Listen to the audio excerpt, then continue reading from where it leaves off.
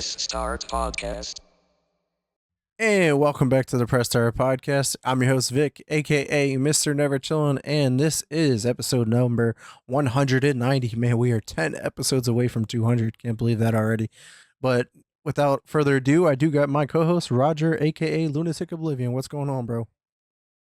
Nothing much, just another day playing a bunch of tabletops and video games somehow. Yeah, somehow you can squeeze it in there between your trophy making or trophy winning tabletop and all these fucking games that you've been playing over the last 2 weeks compared to my list, that's for sure. But yeah, man, how you been, man, over the last 2 weeks since we did miss last week? Since we didn't have much to fucking talk about. There was like 3 articles in the Discord where like, there's no point in even doing an Yeah. episode. Yeah, it's been a quiet week. Then all of a sudden there's a bunch of stuff out there. I was surprised at how much, a lot of it's not like big announcements, quite a few like just things keeping on, but it is neat to see we have some games coming this year that came out of nowhere. Heck yeah. What about outside of gaming, man? Everything's going good for you though? Yep, everything's going pretty good. Heck yeah, man. Yeah, I would say the same here from me. I mean, my journey with my diabetes is still going good. So I have myself weighing myself every 2 weeks, and I'm sitting at about 262, which is great. I lost another, I think, 4 pounds since my last weigh in. So obviously, it's a lot less like losing weight as I have been, but it's going to get to that like more of like a plateau. Like it's going to obviously like flatten out before I like have to put in a lot more work with like working out and all that extra stuff Mhm. because I do have a goal of getting down to 220, which is obviously achievable, especially with how I've been seeing. This is the first time I've actually seen myself actually lose weight in a significant portion. Like I was Mhm. 302 at the start of my journey. To see myself down to 262 is quite incredible and just pretty motivating. I'm like, fuck yeah, bro. Like I'm really excited for that. So yeah, man, just doing all the right things, and it's pretty awesome that I can still enjoy myself with a Miller Lite because there's nothing in it. It's water. It does nothing to my fucking blood sugars, dude, and I absolutely love it. I did test it though, so I tried it with the Corona, the Sun Breeze, right, the orange flavored one, and yeah, man, I drank like two or three of those, and that shit went up to like 120, 130. My blood sugars, I was like, oh yeah. This one has a lot more sugar in it, and I'm very curious though to see what it does with like an IPA. None for Hmm. sure. Like I'd be curious to see what it does because like a lot of those are pretty loaded, especially like if I do like a tropical forest or the fruit forest from Voodoo Ranger. I know my shit is gonna go nuts. To the roof. Yeah. So it's been pretty fun to check that out and whatnot. But in other news, me and Lauren did go to the Boston Red Sox versus the Orioles game yesterday at Camden Yards down in Baltimore, and that was a lot of fun. The Red Sox have been off to a very, very absolutely abysmal start to the season. So I was going down there like, man, it's gonna be such a bad game. Like we suck ass, but I already bought these tickets. Like I bought the tickets at like the beginning of the season, not knowing like how we were Mhm. going to be. The Red Sox won 17-1. Absolutely put belt to ass at that game. They scored 10 runs in the ninth inning. It was like an absolutely like fantastic game to go to. Like I've never been to a game that crazy, but even to watch a game 17-1 on TV doesn't happen that often. Mhm. But to be in person and watching that, I was like, man, this is absolutely incredible. And the weather actually worked out really well too. The game was originally supposed to be at 4 o'clock, but they moved it up to 12 o'clock because they knew it was supposed to rain, and it did not Mhm. start raining until we got back in the car to head back home. I was There like, you go. perfect. It's Like a it was perfect just, day. it was Perfect a game, perfect day. perfect day. Everything was awesome. Yeah, and even before the show, right? We were talking about the love for our cards and stuff like that. I before the game, we stopped at Target. I got two fat packs of Stadium Club for baseball, and at the game in like the third inning, I think it was, we both ripped open both our packs, and I was recording. It's on all of our social medias and stuff like that. If anybody wants to check that out, might be. I think I'm selling some of the cards that we ripped out of it, but yeah, it was just just overall fun experience, man. I made the best of it. Mhm. Just make some content as well. Like I'm trying to get through my content creation block that I've been dealing with for quite some time. Like I just haven't had the energy, the juice, the will to want to make content, and I feel it coming back around, man. This card stuff is really pushing me to the next level. Like between games, like I've been Mhm. streaming here and there with Crimson Desert.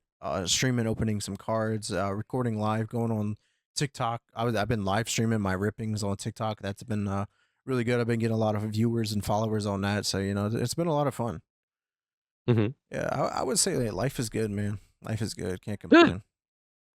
But we are here to talk about video games, right? And you've been extremely busy. I only got 3 games I really want to talk about this week, but let's dive into your fucking list. Where to start? Let's talk about the big one, man. Wind Rose. This game had over 500,000 concurrent players at some time, at least Hmm. via Steam. Is this game really that worth it's like worth to check out, or tell me about it, man? I think it has a lot of potential, but it's going to take a lot of time, and it might be more fun with more players. I think the combat is mind-numbingly difficult at times because if you fight in a lopsided battle, so 1 versus 2, 1 versus 3, it's all about parrying, which can suck for some players who aren't good at it. So for a game like this to have that is it's a shake up from your new normal formula that a lot of players are used to. Yeah. I'm trying to get the a trailer here up on screen if anybody's not familiar with the game. This is like one of the release trailer or whatever. So is this game in early access or was this a full Hmm. release? Early access, like everything else, like That's fair. everything on nowadays. Yeah, that's fine. That's fair. I did see actually a lot of people comparing this to like Sea of Thieves, especially because it being more of like that pirate Hmm. themed game. Like, how would you say like it does compare to like that kind of game, or even Skull and Bones? Like, obviously that epic failure. I think it's interesting because you get to build your own house, your own pirate ship. You get to choose multiple different ships, not just one of three. And your ship isn't based on the number of players, but the content for the ship is different. So like you Hmm. only really have two things to do, and that is sail or shoot. And Okay. if you're sailing, you can shoot. But if you're playing with other players, they just get to shoot on the boat or sail the boat, and then the other people do what they want.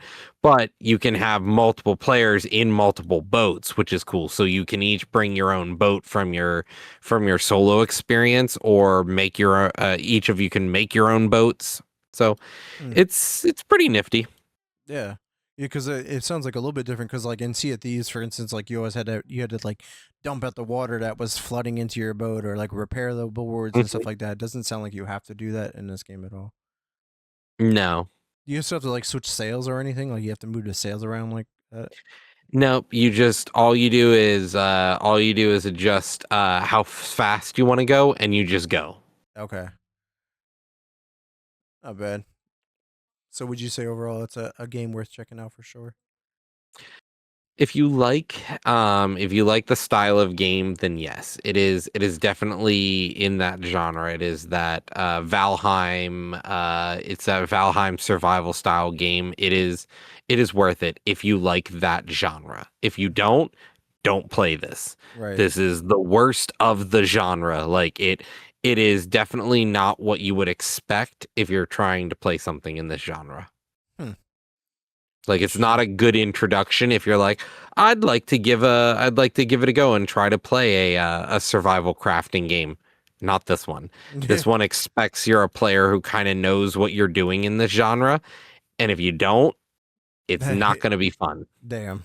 Yeah, that's tough, man. Especially because how we talked about how like this genre itself kind of like has taken over the like the main genre that people are playing right now. Obviously, battle royale was the Hmm. number one for such a long time, but now these like survival open world sandbox games are the number one games. But yeah, Hmm.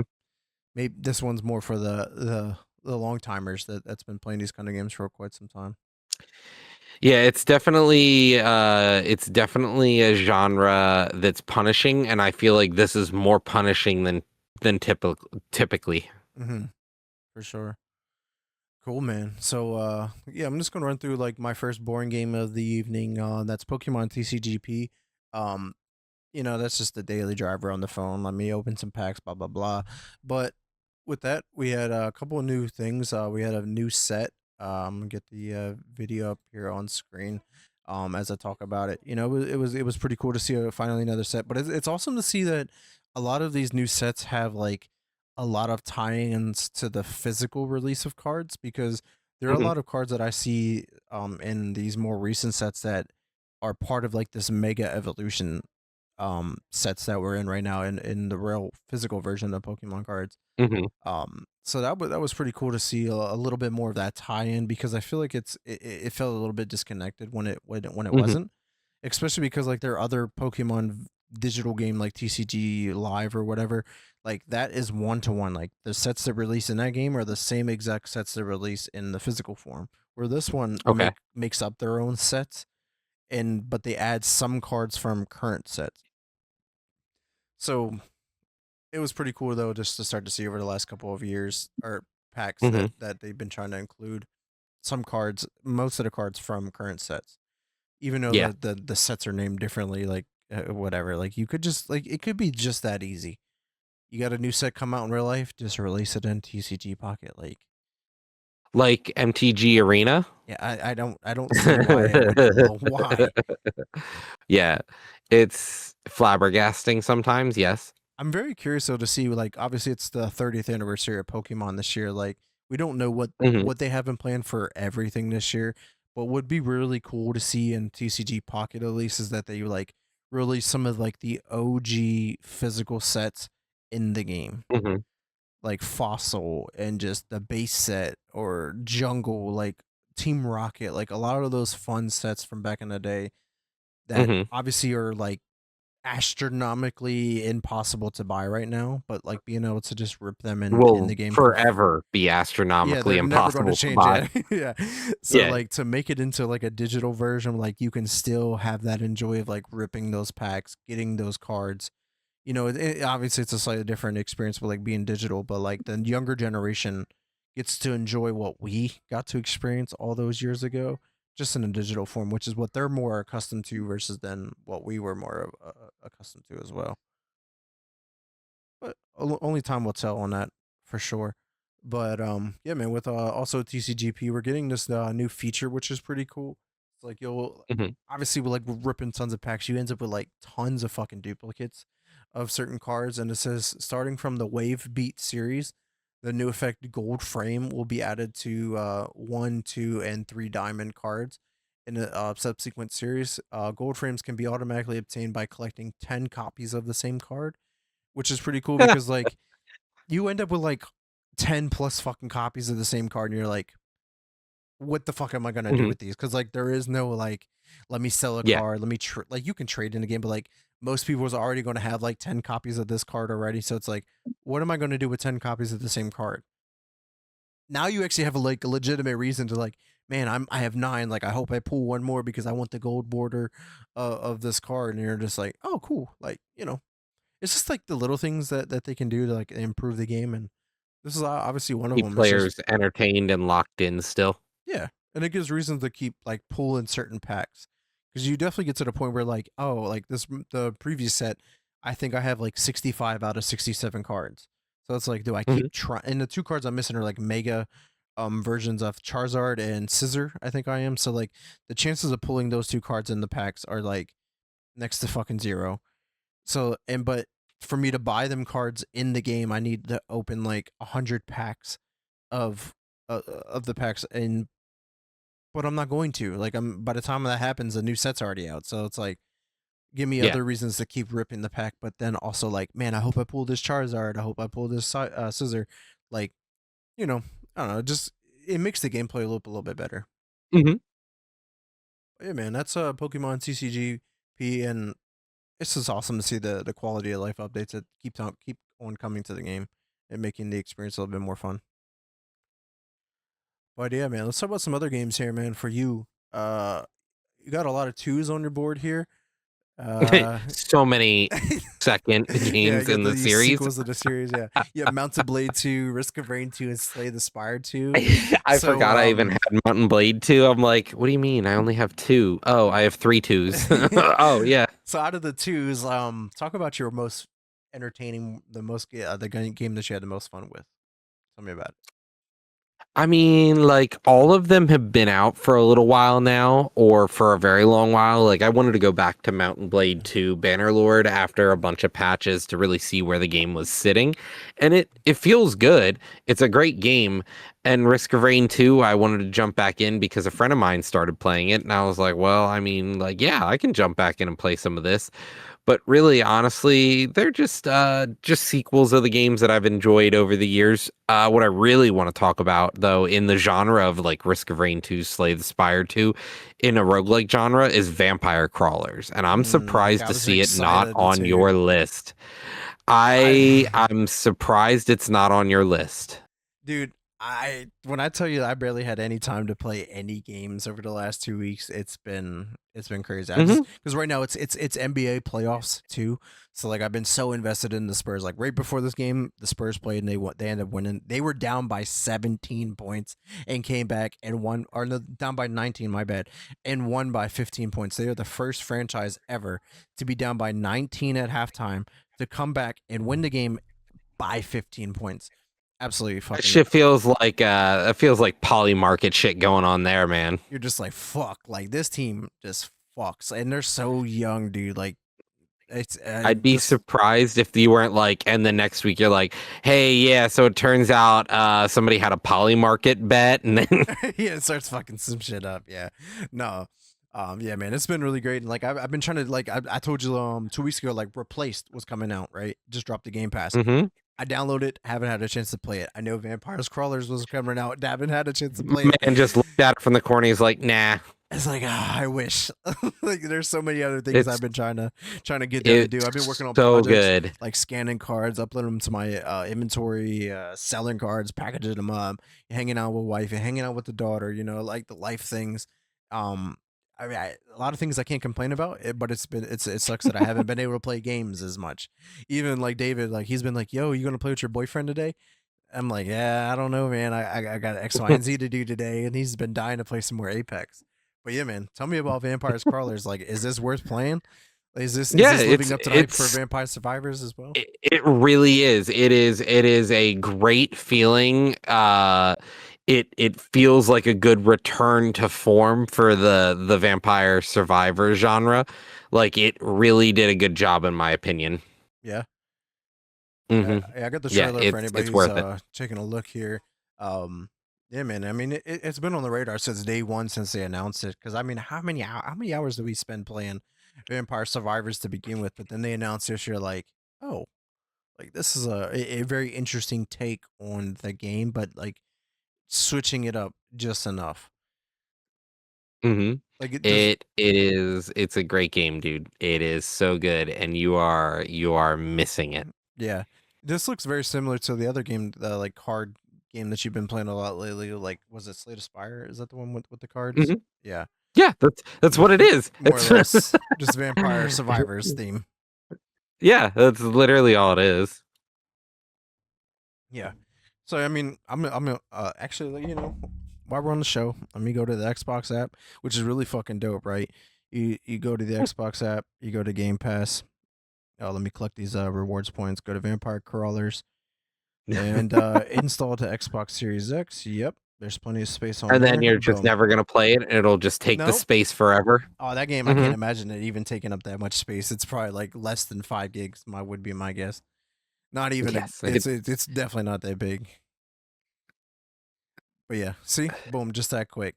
I got it installing right now as we speak. So hopefully I can get to that replaced. Obviously, I'm trying to get through some of the other games that I'm playing right now. But yeah, man, it's good to hear that Vampire Crawlers is doing well. It could Yeah. have flopped tremendously, just like that. Like obviously they were riding the hype Yeah, of and Vampire I Survivors. I didn't think it was going to at all. I was super optimistic about it. Yeah, which is rare because And there's a lot of games that we like talk about. And you're like, I'm gonna wait and see. Where this game, you were kind of yeah. going into the game like I have high It was expectations. on Game Pass. It was on Game Pass, and I had high expectations, and the developer hasn't let me down. So like I had no reason to feel worried. Right. Yeah, it was a win-win because if it ends up being bad, it was on Game It Pass was and free. you didn't spend Yeah. any money. I mean, then again, you buy games a lot on Steam where you just get refunds anyway when they are bad. Yeah. I'm like an hour and a half in, I'm like, yep, you ain't making it the two. Yep. Nope. Not at all. Yeah, man. So yeah, so hopefully that ends up on my list for next week. So let's move on to one of my games here, Crimson Desert, the game that keeps on giving. My fucking god. Um, yeah, dude. Like, I'm so excited for this new patch, right? Because it's gonna make my type of experience that I'm looking for even better. So they just released the update back on the 22nd, so about 4 days ago.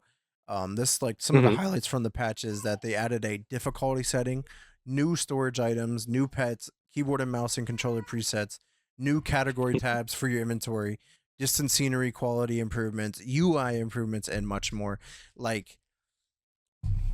Like this game just absolutely listens to the community and I absolutely adore it. Like adding the difficulty settings is going to be huge in my aspect because like this game is extremely long. I don't need an extremely long game to also be difficult. Like that's just not where I'm set up in my life where I'm looking for that difficulty. Like when I was playing Liza P, I had all the time in the world. I enjoyed the difficulty in that game. This game, not looking for the difficulty because it's not that type of game. So adding this allows me to put this on easy, play through the game, enjoy the experience, and move on to the next. But the additions and the changes to storage is huge. Like being able Hmm. to just sort your shit into different categories is going to be crucial. Like I get tired of going through my inventory like what is this item and having to read every fucking What does this description and do? like What what does yeah, this do? like when it can just go into this is all fucking armor, these are all like consumables, these are all key items or whatever, like that's going to be fucking perfect. Like why wasn't that in the game to begin with?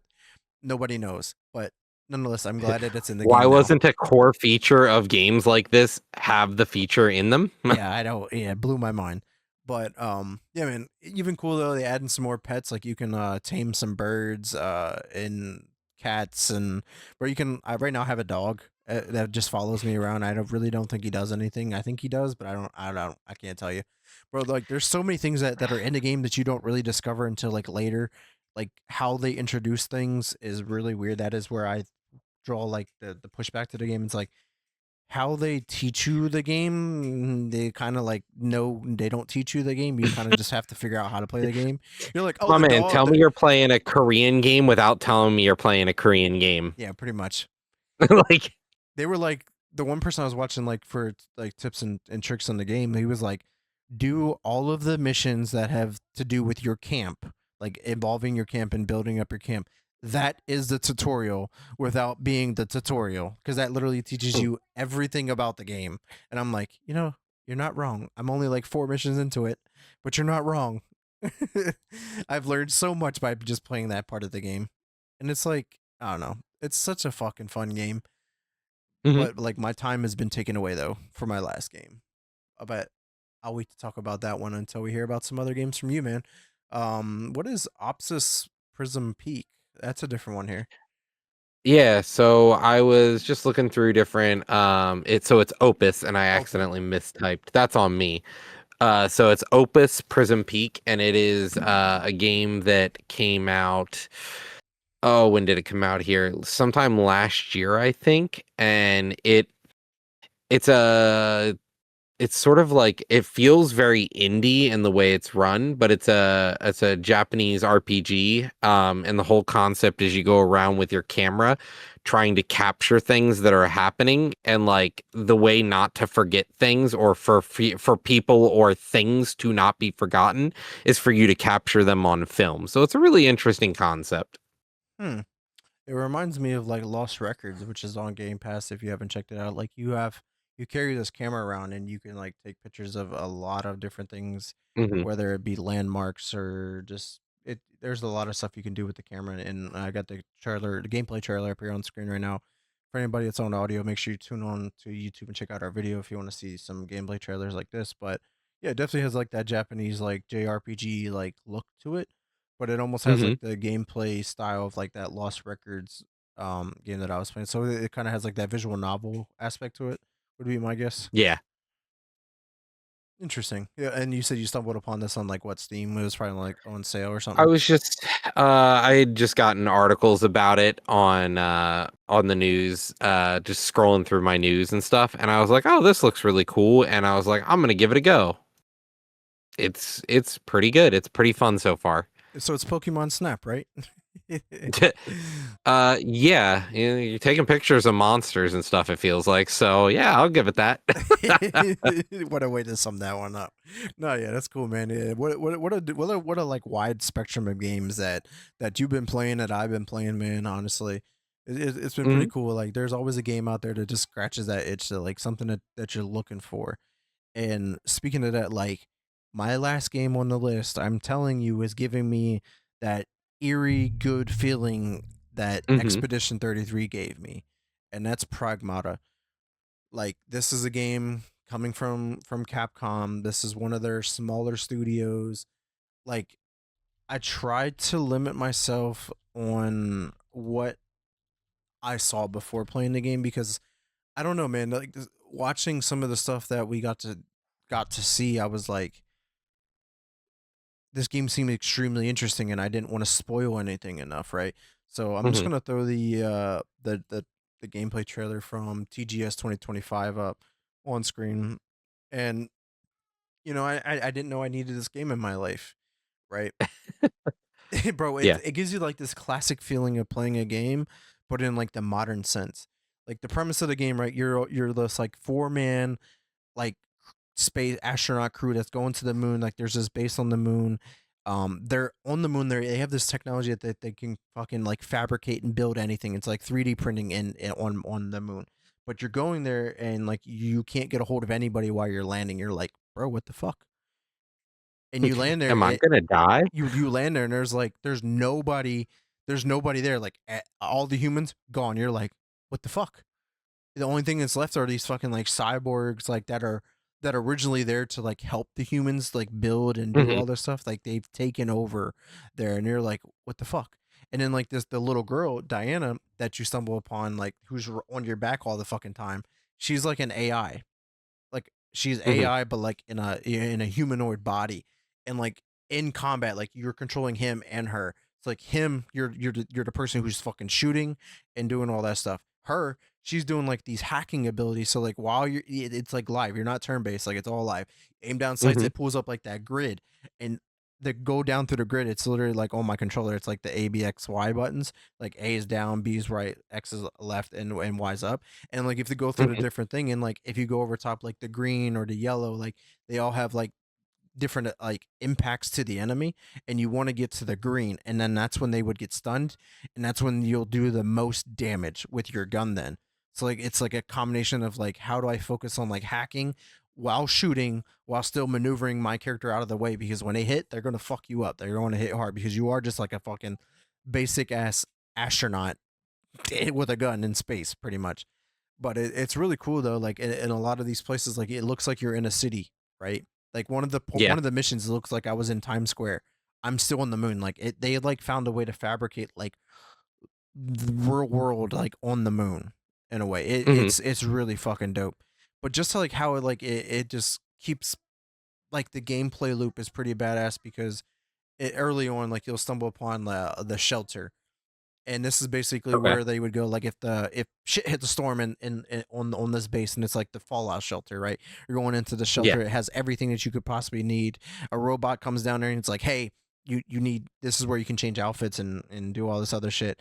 You can actually 3D print yourself down there as well, like different objects for Diana, because like, she's like discovering like what things are on Earth. So you're just like, oh, this is a swing. Let me build you a swing real quick. And you fucking put it in a room, and she has fun. Or dice, like these big ass like basketball mhm, sized dice, and they're like, oh, what are these? Like, this was used for a game. And like, you're teaching her about like what happens on Earth, because she knows nothing else from that. And like, yeah, you do become like this father figure. It's just because you're a father. Us without kids don't feel the same. Yeah, exactly. Eternity, like, that whole like, that vibe of like, even like from The Last of Us, which I recently played this year, was like that father daughter like dynamic. Even though that isn't the case, but like, it feels like that father daughter dynamic is heavy in this. And it's just like, right now I'm only like 2 hours into the game, and just the puzzle solving and the emotional connection, you're trying to figure out like what happened here, but then like what happened to everybody else that was there, and then the crew that you went there with. There's some shit that happened that you're by yourself right now, and you don't know if anybody else in your team is alive. Mhm. So you think you're on this planet, on moon and planet on the moon by yourself with this AI fighting against these robots as of right now. But it just feels so butterly smooth, and like the upgrade mechanics, like you literally can just find like random upgrade things in the world, and you just pick them up. And when you get back to the shelter, you upgrade your character, your weapon damage, your health bar, your hacking abilities, different ways of jumping and boosting. Like it's Mhm. just it does everything so good. Like this game is fucking phenomenal. Like if this game is not in the running for game of the year at the end of at the end of the year, I'm going to be fucking flabbergasted at this point. Right now, Mhm. I have 2 games in running for game of the year. I didn't play one of them, but Resident Evil Requiem is one. In this, shout out to Capcom for having 2 fucking bangers this year.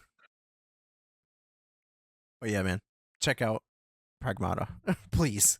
If you had to choose between Crimson Debtor and Pragmata, Pragmata is the game, and you can attest to it. All of the games you've Mhm. been playing, all the Resident Evil games you've been playing, all these Capcom games you've been playing, they've been great. They're very good. And this one is built in the same engine, like it's still built in that RE engine as well. And I don't know. I think you're It feels truly gonna great. love you're gonna love that game. I promise you. If you have any extra funds coming up that you want to buy a game and play it, and the thing is, the game's not even that long. Apparently, how long to beat? I think said it was like 11 to 15 hours. I think. So like Resident Evil Requiem. Yeah, 11 and a half to 15 and a half hours. If you want to be a completionist, it's 22 hours. Mm. Not a bad fucking time, like, at all. Not like Crimson Desert, where it's like 55 to 90 hours. Completely drastic, like, in difference on like scale of the game. Mhm. I don't know.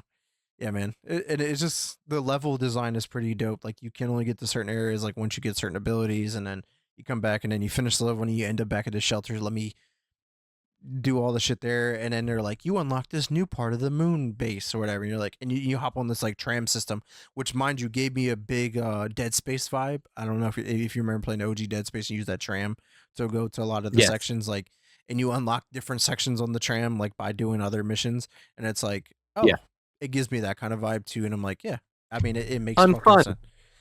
sense. Except that it's a lot less scary. In a weird way. It definitely has a sense, like, because there are enemies that like hide around corners, kind of like a Dark Souls game. You're just like, you got to check Mhm. the corners, otherwise you're gonna get fucked up. But yeah, man, Pragmata. But yeah, man, we can sit here and talk about games that we've been playing all night long. But any other games you wanted to cover before we move on to the news this week? Yeah, I think we're good to start talking about some of the news. Yeah, man, because there is a lot of good shit. I cannot wait to cover it. So let's go ahead and check that out.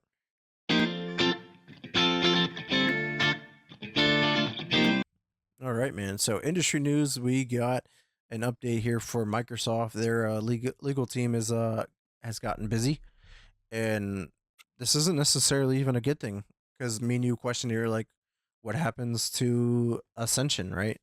So World of Mhm. Warcraft finally kills the pirate server Turtle WoW, and obviously me and you have been playing a lot of the Ascension WoW, which is another like modded version of World of Warcraft, more or less.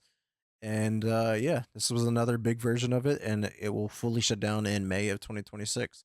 So right around the corner, it will be gone. So I'm actually not familiar with Turtle WoW, but I think Yeah. you might be a little bit more than I am. But what's your whole thoughts on this being shut down? Like, was this necessary? So the problem is Blizzard has created a whole ecosystem, and players love living within their games. But the problem is lately is Blizzard is trying to avoid people playing their game on somebody else's platform.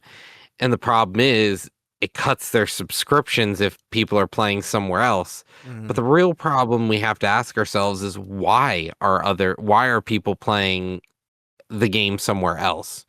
What is the reason somebody wouldn't just play WoW?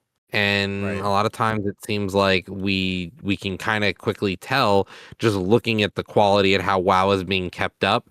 where like Blizzard is arbitrarily making decisions or not really controlling the game well, and players are just like, well, I would like to be able to do X, Y, and Z, and they're like, that's not how we design the game.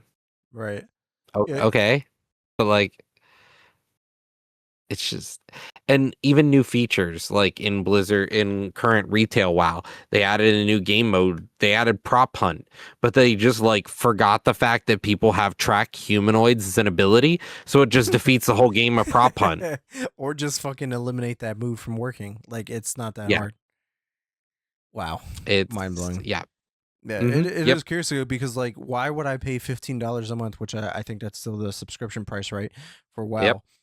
When I can go play Turtle WoW, I can play Ascension WoW. Like how we put a lot of fucking time into Ascension WoW there for like about a month or two, right? Yeah, it was just super fun Like all the time. we had a lot of fucking fun and a lot of different features that WoW does not offer in the generic version of the game.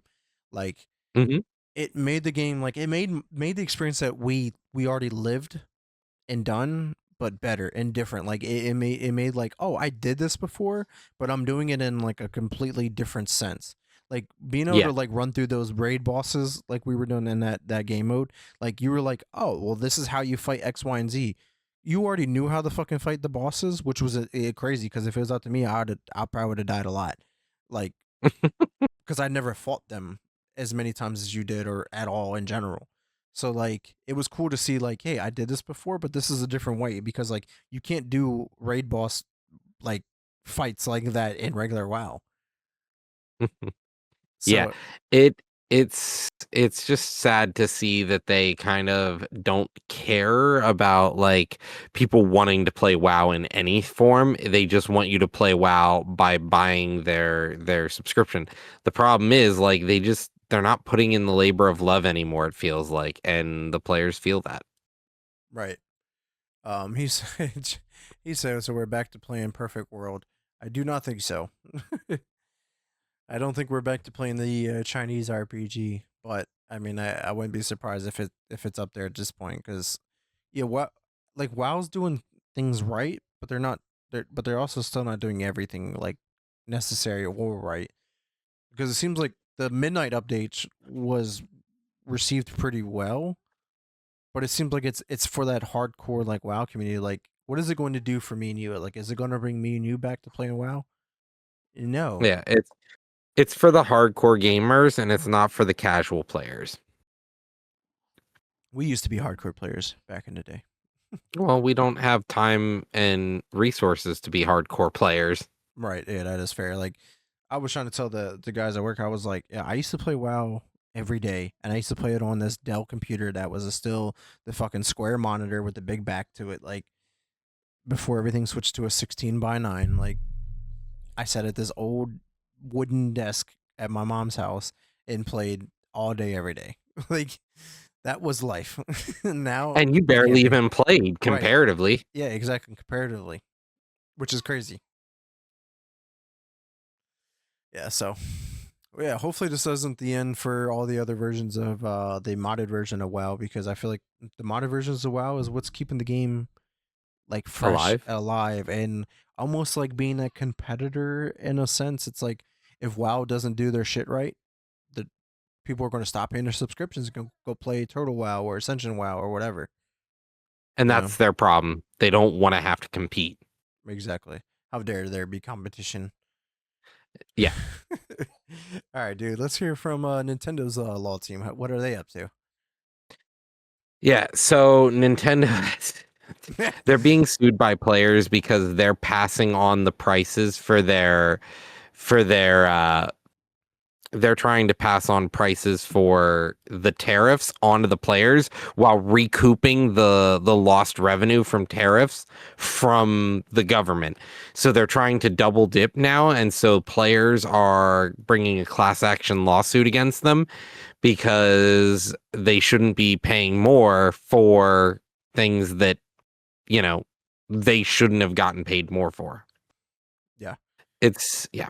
It is pretty crazy. Like this is just a small sample size of this whole ordeal because like this is just Nintendo specific because like Hmm. how many things have gone up because of tariffs and like the consumer had to pay the difference in the tariff cost. The company's different didn't. and all of them are going to have, or all of them are going to get refunds from the government for the tariffs because they were deemed illegal.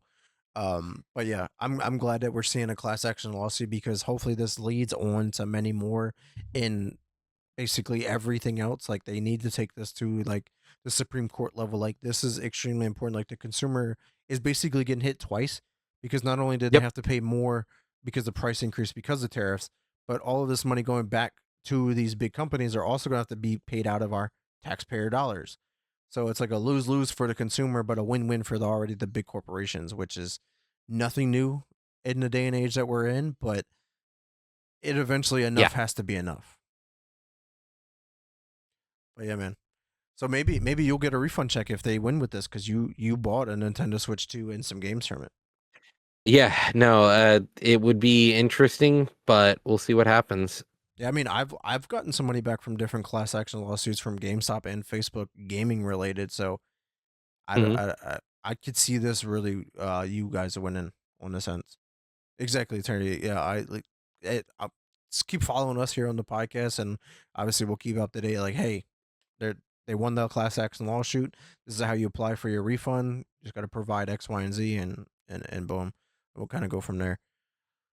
But yeah, man, yeah, that was pretty big to see. I was like, holy shit! I was like, I knew this was coming, but I was wondering who was gonna like press lawsuits and stuff like that because it just didn't make Mhm. sense when they announced it. But it was just like a typical like Trump dilemma. It's like I created the problem, I solved the problem, but But then I couldn't. Yeah, it's like I'm whatever, not dude. gonna fix the problem. Somebody else is gonna have to fix the problem, and then walks away. Yeah, typical. All right, man. So obviously legalization stuff is not done here. So Build a Rocket Boy. This is the developer behind Mind's Eye. They have a union, and their union is actually taking legal action against the company specific. It says the unionized employees of Mind's Eye Studio are taking legal action against the company, alleging that the management installed invasive software that violated their privacy. And I'm just like, there is just so much like mind-boggling things happening in and around this game and just the developer in general. Like ha- like the sabotage to the GTA blah blah blah developers came in and sabotaged the game to this. You're just like, what the fuck, bro? Like, is this a movie at this point? Like, we're making like a modern day like this GTA, futuristic GTA, and I'm just like, what the fuck? Hopefully, but yeah, hopefully this union like wins because like I anything against like the corporations in the world, I'm for it at this point. I'm pretty anti-corp right now. Yeah, miss when it was the opposite, but we're not going to see that for a while. But one of your favorite things is when companies acquire other companies, isn't it? Yeah, weirdly enough, a retro emulation studio called Implicit Conversions was just acquired by Atari, which this studio is known for making PS1 uh, emulators. So I'm interested to see what's going to happen here with this because when we're talking about like emulation, it's usually somebody's coming in to shut them down. But I'm surprised to see like, oh, this studio's acquired because they're emulating.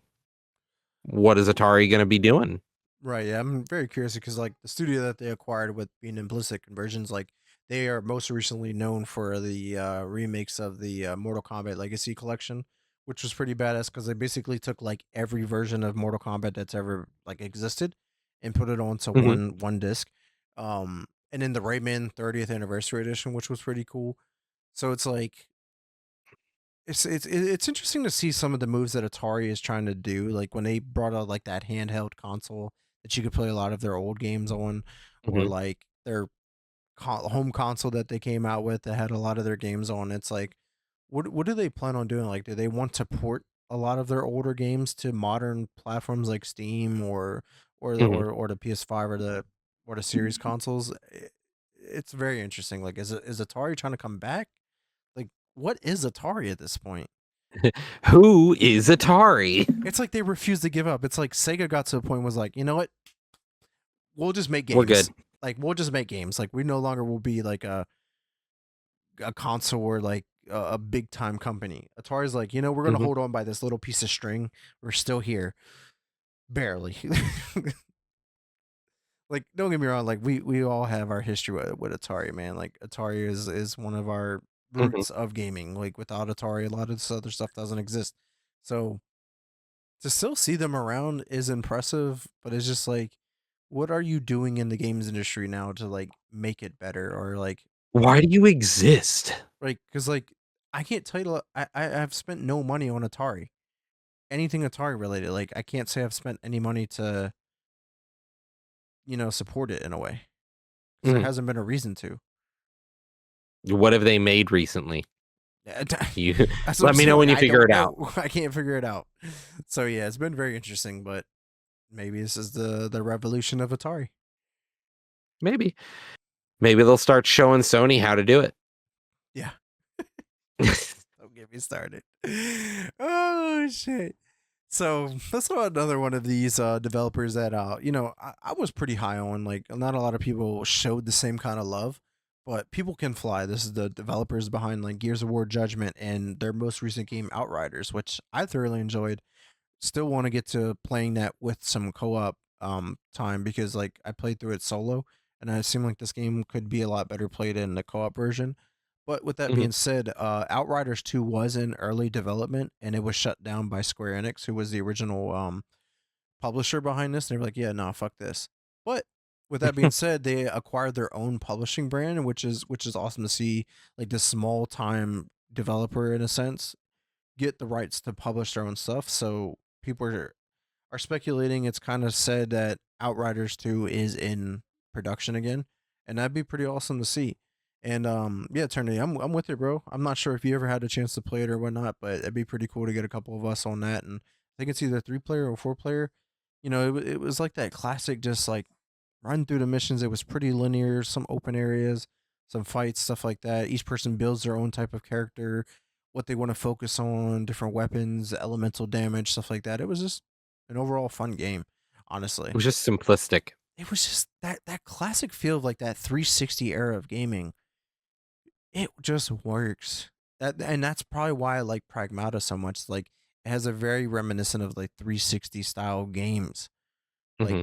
when it worked, if it ain't broke, don't fix it, Like, that is one of the old time cliches, and it's not wrong.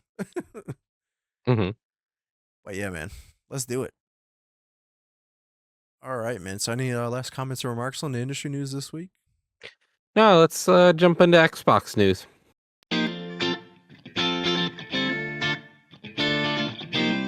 All right, man. So yeah, Xbox has been busy at all, as always, as everyone saw in my the promo for this week's episode. Like, I threw in the new logo, which I absolutely love. It is literally my fucking phone's lock screen right now.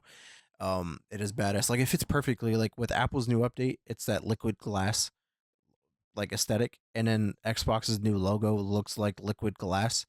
I call me a Hmm. nerd. I hear it all day at work. I am a nerd and forever will be a nerd.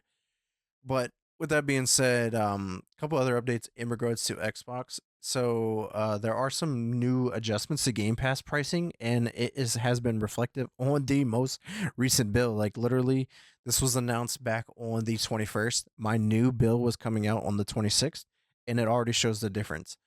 Game Pass Ultimate, which is what I pay for. I'm not sure you pay for just PC, right? Pay for Ultimate. Ultimate. So yeah, so you experienced the same thing with me then. So it went from $29.99 down to $22.99. So it dropped $7. But with that being said, they are removing Call of Duty from a day one drop, and the newest Call of Duty will release into Game Pass 1 year later. So that is going to be the trade off in a sense, but like, that's the reason what drove Xbox to raise the price up to $30 a month. So it's like a give and take in sense. Like, I still think at $22 a month, we're still getting a significant value with games, especially with like all the new games that they have just been adding to the service that I can't even fucking get to and keep up with. Um, it's gonna be great, and they plan to add like all of the older Call of Duties that have ever come out to the service as well. Because there have been One some year like, later. no, not even like all the older Oh ones yeah. from like the 360, the Xbox One era. are all going to be added to the Game Pass service within the next year or so. And that'd be pretty cool because like I would love to hop back on to some of the older like Black Ops, just Treyarch games and play some of the zombie maps again, or even just playing some of the multiplayer on like Modern Warfare 2, Modern Warfare 3, and Black Ops 2 again. Like that's going to make those games absolutely surge in Mhm. popularity again. So yeah, I'm really looking forward to that. But yeah, shout out to Asha Sharma because like when she came in, she was like, Game Pass at $30 a month is just not realistic to keep People a don't want to consumer pay base. that. Yeah, no one does. Like I was paying it, you were paying it, but like we actually get our value out of it and then some because how much we play games. But like the average Mhm. consumer isn't going to even try to afford that. So I'm glad to see like this is one first of many changes that she has been implementing. And like we were talking about like when she first came on board, like she's known for subscription services on how to maximize and make those the Mhm. best, and this was step one. Call of Duty is still going to make you money. That game is going to sell every year, day in and day out. You removing it And from Game remember, Pass, people are still going to buy it. I'm still going to buy this year's Call of Duty. Like I just can't, like I just can't say no to it at this point. Like oh, I I've will, but I like, I thoroughly enjoyed this year's Call of Duty. Like I still go back and play it a day in from time and time in between. Me and you still have to get back to the last two zombie maps that have come out. Well, the one then the one that's about to come out, we got to play through those. But yeah, like Call of Duty is it's it's back in a way. Like they've been doing everything right with this one. And I think with them removing it from Game Pass, changing up some leadership, and maybe just changing some things, they can get back onto a better rotation of Call of Duty. But we'll see. But yeah, man, super exciting. Like save $7 a month. You know, that was huge, absolutely huge, and we could be saving some more money in the near future.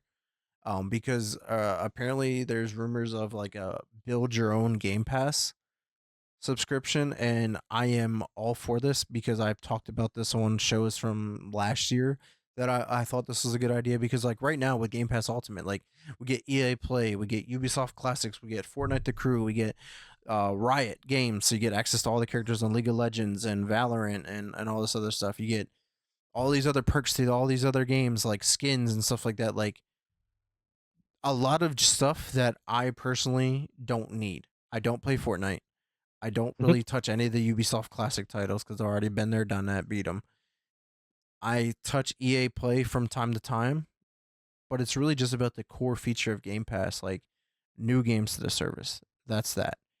And like being able to like just build your Game Pass to how you want it to be, I think could be absolutely crucial. Like that could like we're in this interesting time where like everything everywhere has a subscription service, but like it's the Mhm. same one subscription service. Like how often do you get to build your subscription service? Like what your bill is going to be outside of your like your phone bill. Like it's pretty cool what your phone bill can do. Like you can bundle in like YouTube Premium, your internet, whatever you want to bundle into to save some money in the long run. Like that's pretty cool. Mhm. Game Pass could still do the same features. So like if I just want basic Game Pass, well, I have access to games day one and day and date, but I don't need all those other stuff that I don't use to save me a couple extra dollars. Mhm. Why not? What's your thoughts on build your own Game Pass? I think it would be an awesome feature because it would allow people to select the catalog they want to subscribe to and the things they want to play. Because like when I lost Call of Duty, I was like, oh no, okay, and Yeah, you didn't take an effect on it. yeah, it was like whatever, man. That's cool. I'm glad. But like we're like, oh, I don't need indie games or I only want to play indie games. Like there's a lot to do now with it. Yeah. So with that being said, there was a new Game Pass tier that's been kind of leaked, more or less. Like we saw some imagery, like, images and stuff like that.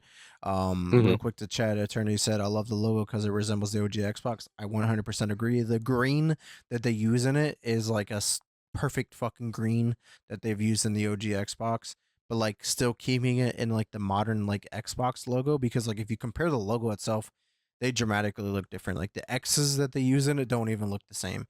But yeah, losing COD hurts to you. In a way, it's just like, but how many games do you buy a year? I think that's really what it comes down to. Like Roger, we talk about it all the time. Like that, there's two games that the average consumer buys a year, and it's Call of Duty and a sports game. One sports game. So the average consumer buys two games a year, and one of them is Call of Duty. It, it's not really going to, I don't think it really affects in the grand scheme of things with Game Pass.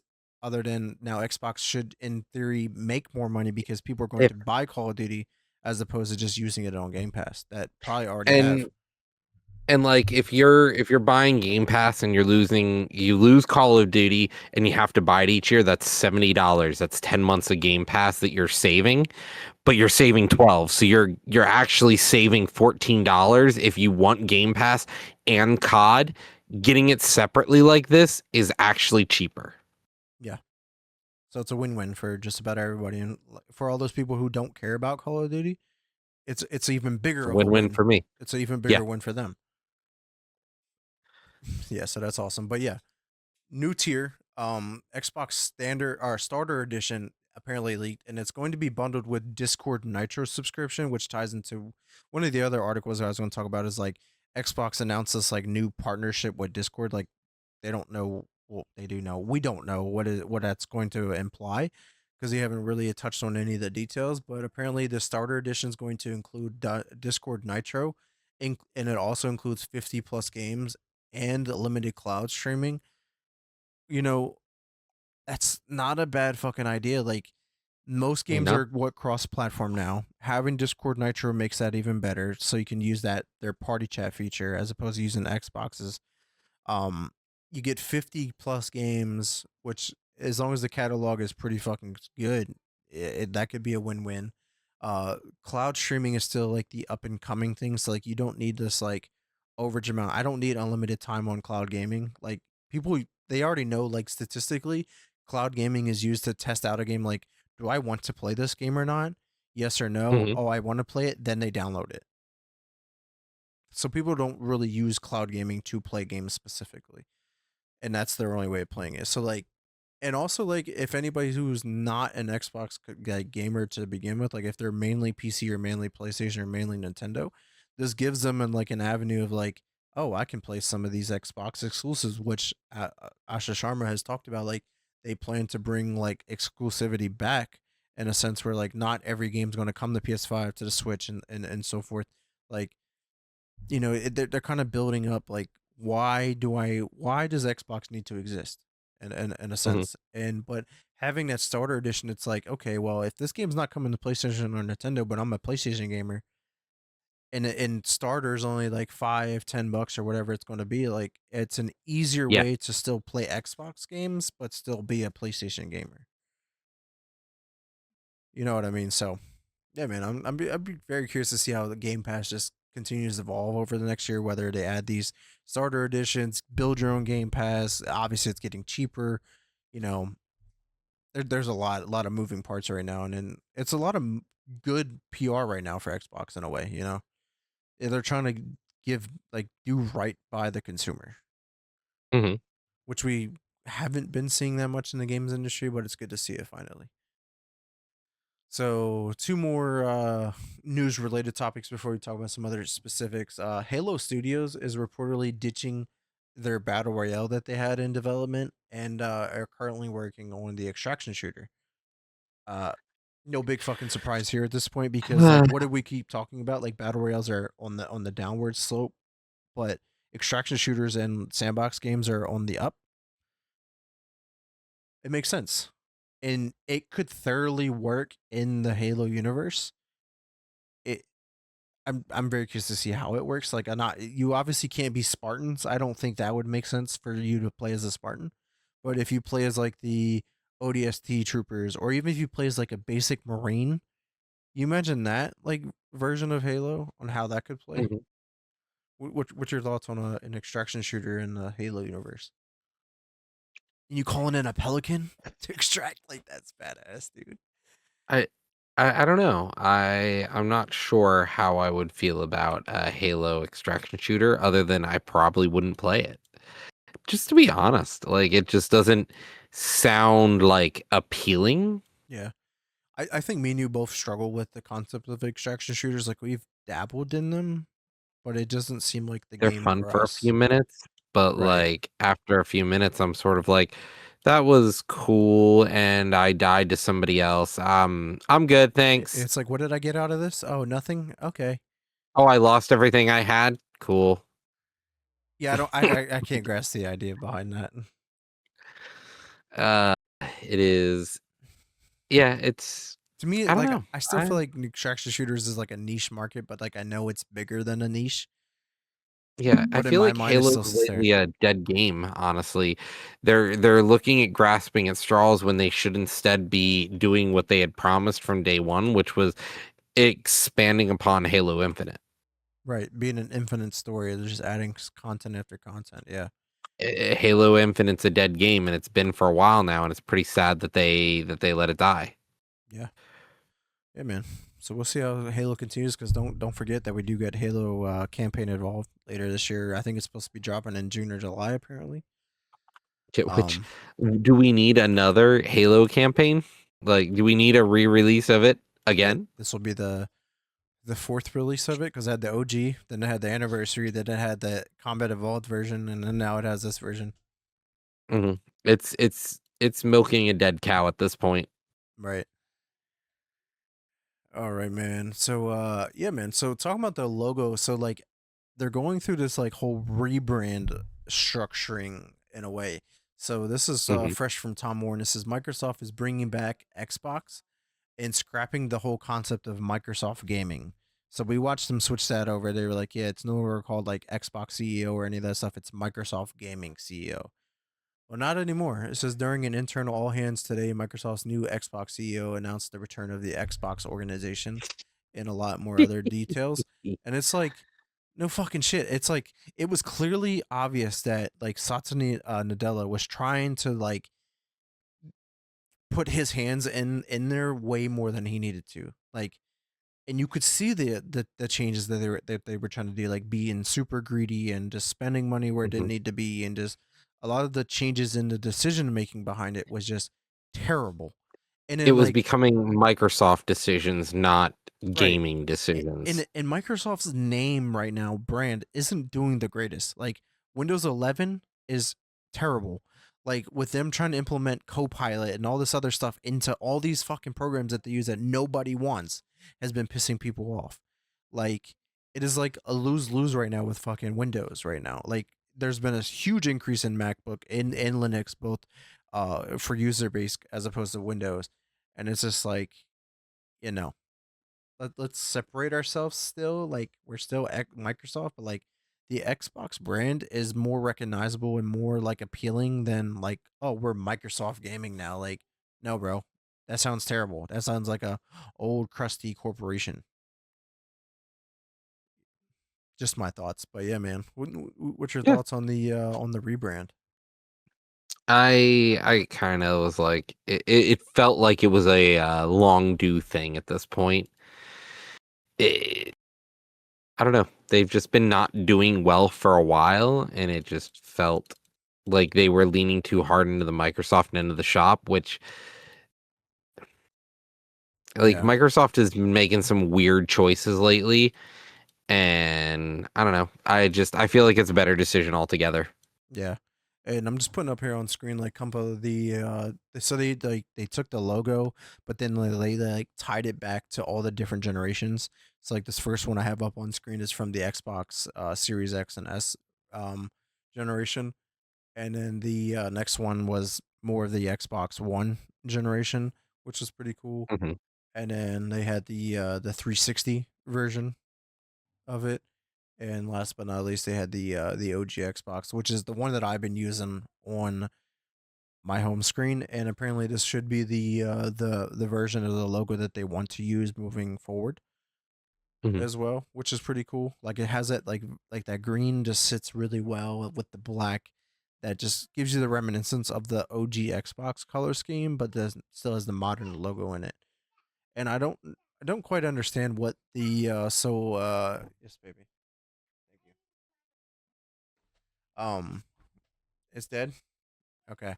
Um, this whole like liquid glass thing, like I don't know how I truly feel about it. Like even when Apple came out with it, I was like, I don't know how I really feel about it. But it seems like Hmm. that's the more modern design to things right now. Um, love it. But yeah, man. So it was pretty cool to see the new logo. What's your thoughts on the logo and whatnot? Um, I don't know. I'm not like crazy. Like, I just think it's a new logo. Yeah, It just, yeah, it was okay. yeah. I I just don't know. hope Xbox is back. Like OG Xbox and 360 Xbox were just some core memories that obviously we're never gonna lose. But it's like if we can get Xbox back to that, that's when Mhm. gaming was probably like at its all time highest, in my opinion. But yeah, only time will tell. So that's all the quick updates for Xbox. So just update to some of their games and services and hardware. So for Overwatch, it actually released onto the Switch 2 the other day on the 14th. Um and it says it has better visuals and up to 60 FPS in both docked and handheld modes, which is pretty cool. But yeah, man, just adding to the player pool. More players can play Overwatch. What's your thoughts on Overwatch coming to the Switch 2? You want to try it out and let me know how it goes? No. you, you keep asking about Overwatch, like I I'm gonna be know. like, yeah, dude, I'm so excited to play Overwatch. One of Like, these oh days my I'll get god. you. Nah, man, I couldn't be bothered to go back to Overwatch. I just don't have the competitive shooter in me anymore. Yeah, I was having an itch today to play Valorant, but I know I couldn't. There was no chance of me finding anybody that wants to play Valorant with me. Yeah, it's unlikely at best. Yeah, like I miss those days, like playing every Monday for like 3 hours of just Valorant, no matter how good the games were. I don't know. It was just it was a time to be had. All right, man. So for services wise, we did have their most recent update to Game Pass additions and departures. Yet another big time. So on the 21st, we got Little Rocket Lab. Then on the 21st, we also got Sopa, Tale of the Stolen Potato. This came to Game Pass Premium. And then on Ultimate and PC, we did get Vampire Crawlers on the 21st, which was a day one release. And then on the 23rd, just a couple of days ago, we did get Kiln, which was a Ultimate and PC day one game, which I know me and you both want to at least check it out and see how much fun it truly is. And in a couple of days, we are getting Aphelion.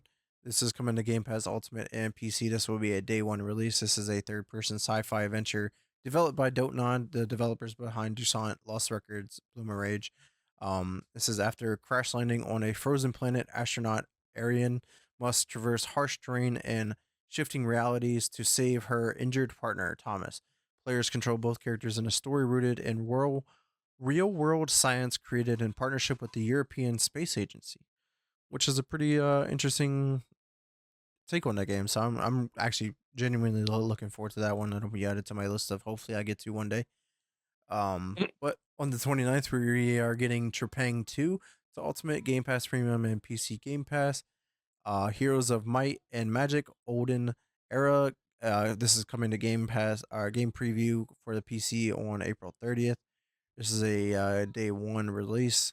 Sledding game also coming to game preview, but this is coming to cloud, console, and PC on April 30th. This is a sledding game and multiplayer snow sports, hanging out, proximity chat, racing downhill, pull off ridiculous tricks, build ramps, and just relax with friends. Interesting.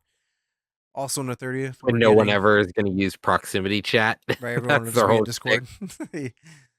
On the 30th, we're also getting Terra Tech Legion coming to Game Pass Ultimate and PC. This is a build the ultimate battle vehicle and rage against the machines and chaotic bullet heaven builder. Master a deep block-based vehicle building system to survive an army of robotic foes driven by crazed AI, ramming ramming them at speed and shooting infinite projectiles. Sounds like an arcade style game. Um, it can't be a new month without another version of a classic Final Fantasy. So you are getting Final Fantasy in the fifth month on the fifth day, May 5th. And with that, we are also losing games. On April 30th, we are losing Citizen Sleeper, Creatures of Ava, which I highly recommend checking out if you have not. Dragon Ball Xenoverse 2, Endless Legend 2, Goat Simulator Remastered, Hunt Showdown 1896, NHL 24 from EA Play, and Revenge of the Savage Planet, which I mean you got to check out. Can't believe it's leaving already, but yeah, man. Any thoughts on the additions and departures? You haven't played Vampire Crawlers, you're missing out, man. It's so good. Yeah, I can't wait to check it out, man. That's for sure.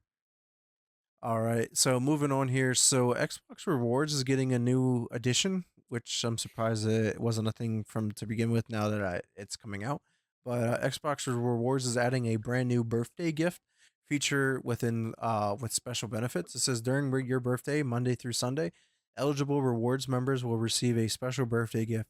You can earn two times Ooh. rewards points on eligible games and add-ons purchased from the store during this week. The points earned during this time can be claimed the week following your birthday. Check the rewards hub to see what's available for you. So during your birthday, you basically get double points on any purchases on games and add-ons. I wish they would extend it to like your other rewards that you earn and thing, like you earn double that. But they don't want to give away free money too much. But yeah, man, what's your thoughts on Xbox rewards expanding a little bit more? It's one of those things where my first thought was this seems like a shitty birthday gift. I was like, this doesn't seem great. They just want you to spend more money on your birthday. And I was like, well, let's play devil advocate. Well, they didn't have to give you anything for your birthday. I guess you're right. Yeah, I guess you're it's like I guess the points that I get from my first purchase I can use towards my next purchase. Yeah, it's all right. I'm not like, whoa. Yeah, it's like I feel like it's like no negative. It's like okay, at least it's like I don't have to buy anything on my birthday, but if I do, I get something extra that I wouldn't have got anyway. Mhm. Exactly. All right, man. So last but not least, here for the hardware section of Xbox, and I was salivating over this one. This is the Xbox controller and the headset for Horizon 6. If anybody who's been a long time fan of the show knows that I got the last controller for Forza Horizon 5, and that's probably one of my favorite all time controllers ever. And yeah, this is up there. This is a fucking sexy ass controller. Fuck the headset. Like the headset's not bad, but it's the Xbox wireless headset, and we all know what that does to computers. But the controller is sexy. What's your thoughts on the hardware? Hey man, as I told you, I'm typically not a hardware guy. Like I don't care about controllers too often. Like I have one that I like, but it looks okay.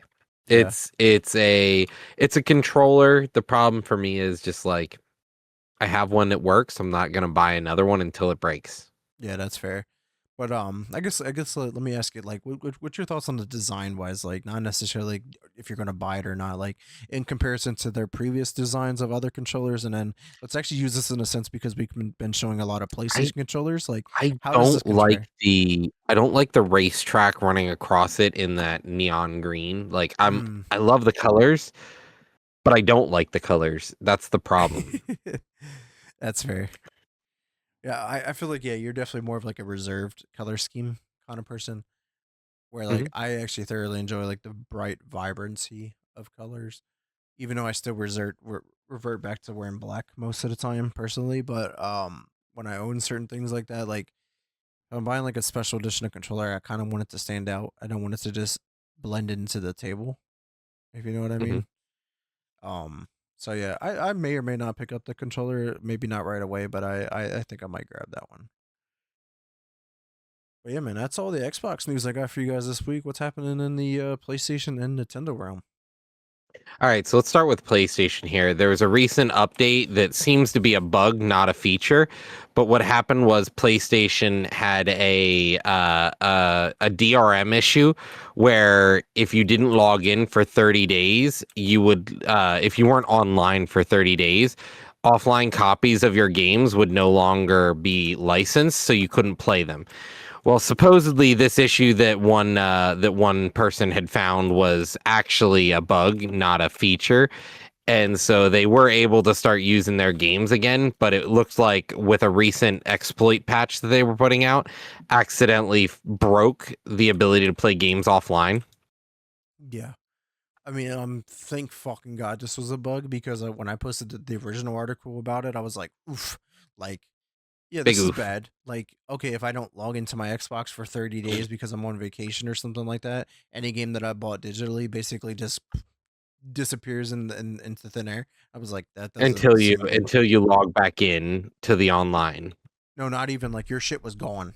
Oh. Like, period. Like, No, they were saying that like you were able to get your game back. You just had to log back in. You just didn't have a license. The license was deleted on your console locally. Because what happens is they have a license file.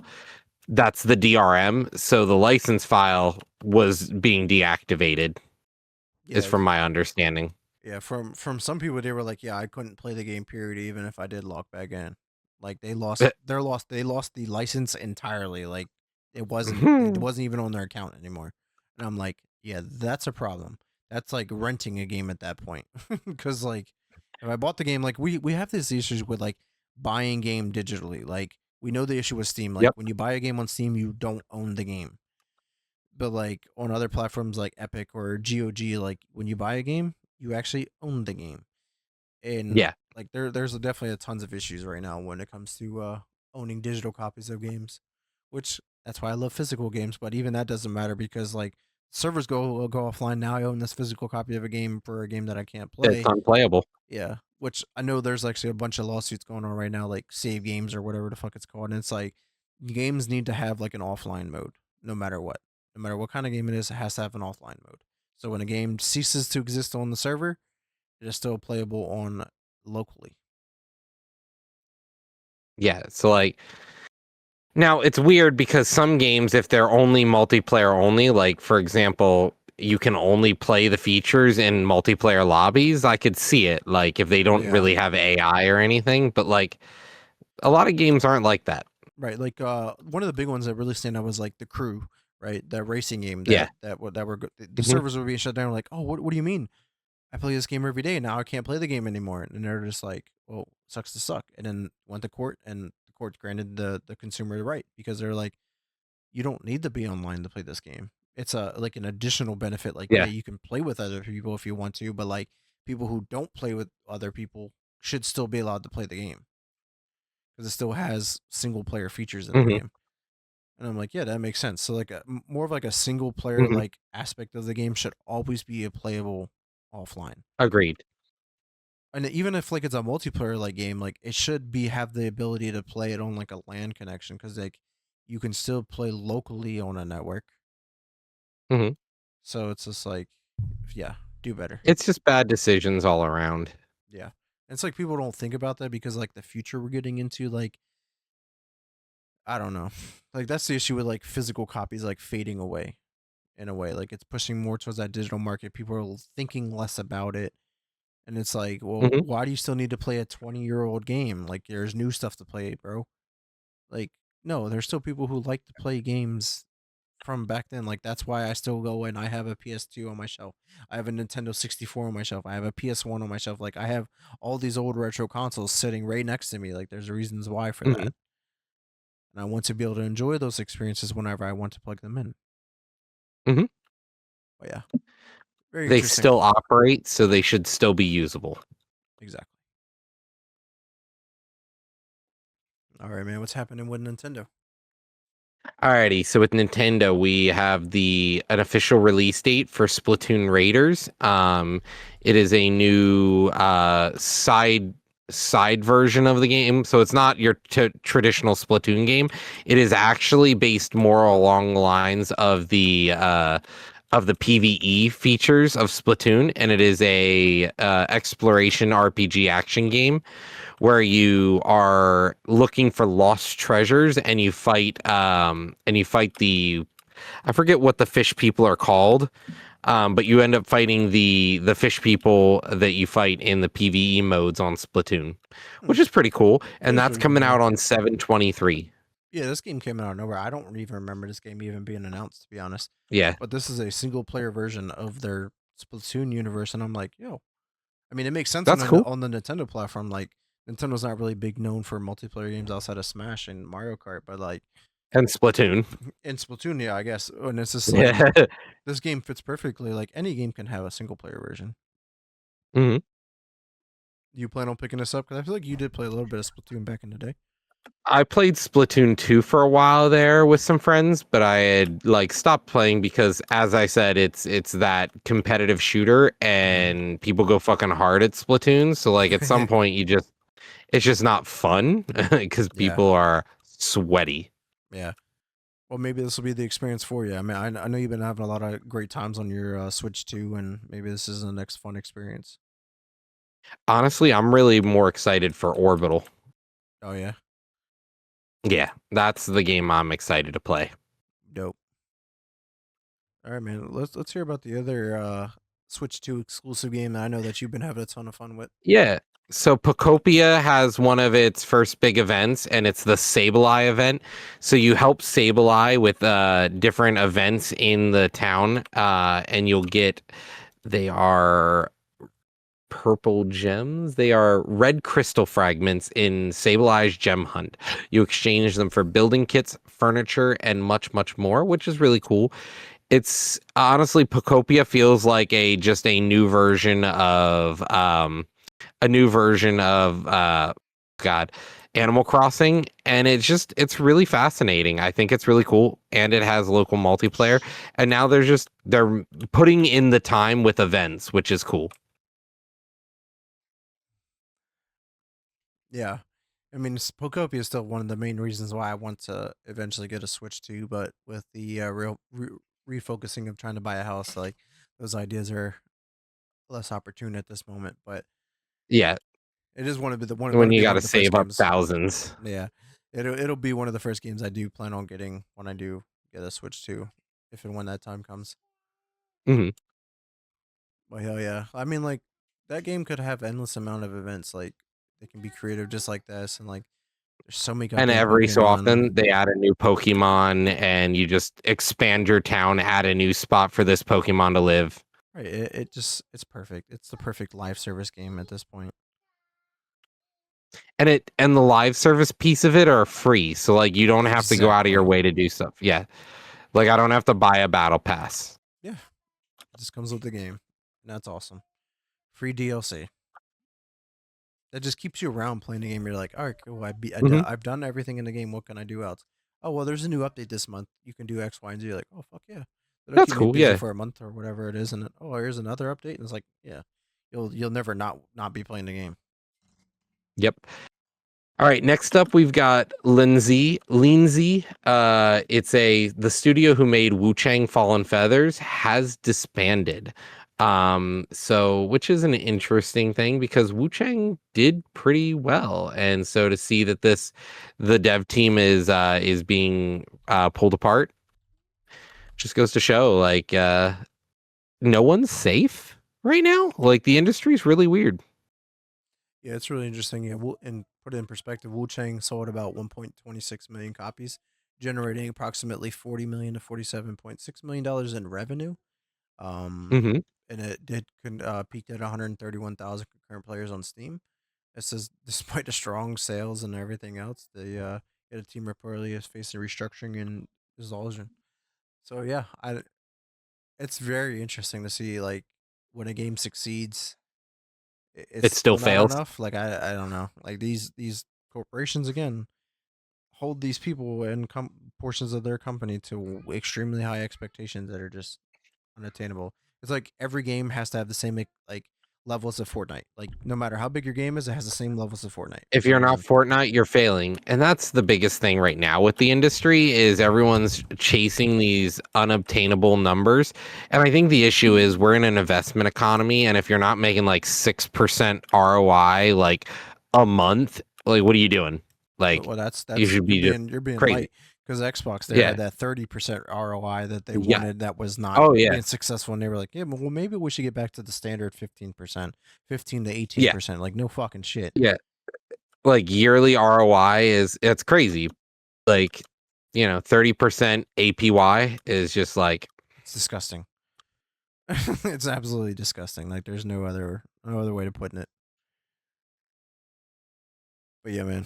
Let's talk about another fun studio that I know that you've enjoyed previous games. Alrighty, so we just got another announcement this month for Metro 2039. So this is a game coming this year as well, which is surprising that like a big game like this would drop the same year that it gets announced. It is returning to its roots of its sort of semi-horror survival game and not the open world sandbox as far as I'm understanding it, which is Yeah. really cool. Yeah, this was revealed at like Xbox like ID at Xbox like showcase that they had. Um, hmm yeah, it was pretty cool. I've only ever dabbled in like one of the early games in the series. I wanted to say it was just 2034 or whatever the first one was. Such a good game series. Yeah, and I just never got to really continue and play through it, but it always seemed like a really fun and interesting game and just a fun concept. But yeah, man, are you excited for the sequel? I was really disappointed with the open world survival version, but this new sequel seems awesome. Yeah, yeah, I got the trailer up here on screen. And I mean, obviously it's just a cinematic CGI trailer. No gameplay, so Yeah, yeah, definitely no let's gameplay yet. let's temper our expectations. Right, it seems pretty cool. And whatnot. I'd just be curious to see. I'm just gonna run through this because it's like a 6 minute like reveal trailer or whatever, so it's not but like all CGI stuff. I mean, it looks pretty badass and whatnot. I guess we do get some gameplay here at the end, um, which isn't terrible. I do remember how fucking crazy and chaotic the game could really get with those big ass beasts, and you're just like trying to like make sure you Mhm. don't run out of ammo. If you do, it's like GG's. Yeah, there is no melee. There is no melee fighting or anything like that. It's don't use your ammo. Also, your ammo is your money. Okay, have fun. Yeah, which was absolutely nuts. You're like, well, I need to buy this, but I also need ammo. Yeah, good luck. Like everyone's using makeshift like rounds, and if you have any pre-war rounds, that's money. Yeah, And yeah, like I you thought can that was use cool. your pre-war rounds. But yeah, I definitely agree with it. With it coming out this winter, like that's pretty quite interesting because like the game it was just announced. It's coming later this year. You're also launching in the same year as GTA, which is supposed to launch in like what November. So like you're going to be releasing the month after. Like, is your And game I really don't still going think to you're get having a shadowed? problem there. I know Like it's I don't. different player bases, but like Yeah. I still think GTA 6 is just going to be that massive to just anything that releases around it is just going to be shadowed. Like it's just overshadowed. It's just not going to exist. hmm I think that's going to be the big issue. Like the game, I think is probably it's going to be one of those games that is like it's a really good game. It's critically received really well, but it just gets overlooked 100% hmm of the way. Just mark my way. Let's mark this episode down at 426. Check back around the Game Awards and see if how accurate I was. Oh well, yeah. I this game isn't going to be at the Game Awards because it comes out in December, not November. Right. All right, man. Let's talk about another gaming universe that we've played a ton of, but they had a new announcement.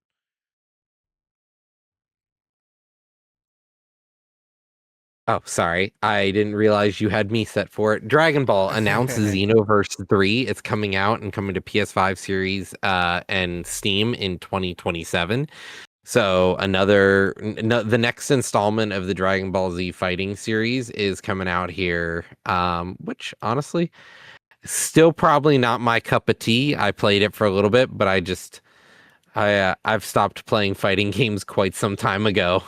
Yeah, yeah, I'm with you. I actually recently bought Sparking Zero. It's sitting on my bookshelf, still wrapped up. But I definitely wanted to hop back in and just see if I can feel what I used to feel from when we used to play like Dragon Ball Z Budokai like 1, 2, and 3 or whatever it was back in the day on the PS2. Like a lot of fun times. Like I don't plan to play and take a fighting game extremely serious. Like I'm not on those levels. Don't want to be on those levels. But Yeah. and I've never really been like, oh man, I love Dragon Ball. Like I never really even watched the show. To be honest with you, Yeah. it was more of like, oh, these games are fun, kind of thing. Like, and hmm I know the premise of the show. As I watch some episodes here and there, and like I just know the history of it, and it's just like it's cool, you know. hmm But it's just not my forte, I guess. But a Uh, lot of people out there are excited for it, and it's one of those things. It's a non-traditional fighting game where flight is included in the game, so you're blasting around. You're playing in three dimensions and not just up, down, left, right. right, yeah, which is awesome because like that's the reason one of the reasons why like they stand out compared to the rest of the market, like with Street Fighter and Tekken Hmm. and Mortal Kombat, like all those other big fighting games. Like this game just does something different, you know, Hmm. and just anybody who's a Dragon Ball fan in general has another reason to check this out. And honestly, like all of their games have been doing really well. Like Xenoverse 2 was there for a while and doing really well. Sparking Zero was phenomenal. They just actually announced a new DLC for that game. And then we're getting this one. This one comes out, I believe, next year, if I'm not mistaken. So it's like anybody who's big, 2027. Yep. yeah, whoever's big into the Dragon Ball like IP right now, you got a lot of content right now and Hmm. a lot to look forward to. They're eating well. Heck yeah. And now, yeah, that was about half the trailer. I didn't want to get through too much of it. But yeah, man, let's talk about like a really great game though, like game of the year worthy style game. Right, back in 2019, we got Control, one of my all-time favorite games. Ultimate Edition is coming to iPhone and iPad, so it's coming to the mobile market, and that's pretty fucking badass. Like to think that this high quality, like high demand of a game is going to be able to be playable on the on the mobile device, and it's like perfect timing too, because like we obviously know how big the mobile market is, and with Control 2, aka Control Resonant, coming out this year, Hmm. like why not? Like this expands to a market that okay, you're a mobile gamer and you haven't played Control, but you're excited for Control Resonant. Here, play the fucking game. Play it before it comes out, and I highly recommend it. You're not gonna be disappointed. That's for damn sure. So yeah, man, it's a win-win. Obviously not for me and you, but and the younger generation that's huge into the mobile market. Please It play this game of the year. recaptures them. Yeah, please play this game of the year worthy game. And I was watching like some of the gameplay on the phone. I'm like, oh shit, like you could tell like it's not the same console quality graphics, but it's damn near. You're able to tell what's going on. Yeah. So I mean, yeah, I thought that was pretty cool to cover. All right, man. So obviously with new game announcements, we also got some new hardware announcements from a different company. What's going on So an here? EU-based company has released or is releasing a console as a Steam competitor machine. It's a Radeon RX 9060 with 16 gigabytes. It runs about 1140 euros. It's called the Planix. It is a gaming mini PC for a direct rival to Valve's rumored Steam machine. It's got a Ryzen 5, 6 cores, 12 threads. We're looking at 9060, as I said, 16 gigabytes of DDR4. It's got a 512 NVMe, and it's going to run on the Planix OS, which is Arch Linux based and pre-configured for gaming. Interesting to see this machine come out here. Yeah, man. The It's like everyone's trying to build their own console lately. Especially since Microsoft kind of talked about like everything's an Xbox. yeah, the whole concept of like so with the thing with gaming consoles, it was like putting gaming in the living room, right?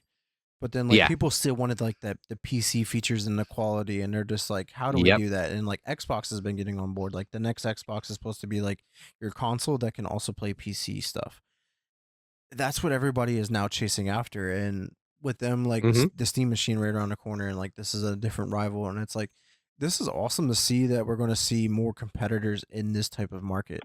It's going to drive, even though this sounds very expensive, like there's I think that the fact that there's going to be different levels to this, so like people can like have different versions and different affordability, just like in the PC gaming market. Like yeah, I bought a 3060, it was like $300, but you can buy a 5090 for $2,000, like, but you get two Hmm. drastically different experiences, but you still get the same core concept of what you're trying to get yourself Yeah. into.